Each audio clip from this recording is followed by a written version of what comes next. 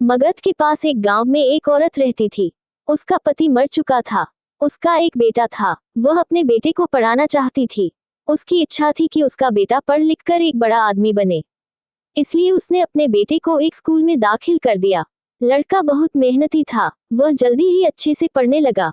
उसका दिल स्कूल में लग गया और वह अपना सारा समय पढ़ने लिखने में बिताने लगा। एक रात लड़के ने सपना देखा कि उसकी शादी मगध की राजकुमारी से हो गई है।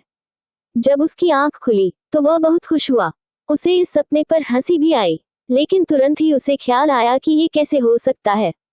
कहाँ वह और कहाँ मगध की राजकुमारी। ये सोचकर वह बहुत दुखी हो गया और फूट फूट कर रोने लगा। जब उसकी माँ ने ये हालत देखी तो उसने पूछा, बेटा क्या बात है, अभी तो तू हंस रहा था और अब रो रहा है। लड़के ने आंसू पोंछते हुए कहा, मम्मी मैंने सपना देखा कि मेरी शादी राजकुमारी से हो गई है, लेकिन फिर मुझे याद आया कि मैं तो एक गरीब औरत का बेटा हूँ, मैं कैसे उससे शादी कर सकता हूँ। माँ ने बेटे को सीने से लगाते हुए कहा, बेटा सपने कभी कभी हमारे दिल की गहराई से निकलते हैं। अगर तू मेहनत करेगा, पढ़ेगा और सच्चाई के रास्ते पर चलेगा तो क्या पता एक दिन तू ऐसा बड़ा आदमी बने कि खुद राजा अपनी बेटी तुझे सौंप दे। लड़के ने माँ की बातों को दिल से लगा लिया। उस दिन से उसने पहले से भी ज्यादा मेहनत करना शुरू कर दी। वह दिन रात पढ़ता, सीखता और नेक काम करता। समय बीतता गया। लड़का अब जवान हो गया और अपनी मेहनत, ईमानदारी और ज्ञान से राज्य में प्रसिद्ध हो गया। धीरे धीरे उसने इतना नाम कमा लिया कि मगध के राजा ने स्वयं उसे अपनी राजकुमारी के लिए योग्य वर माना।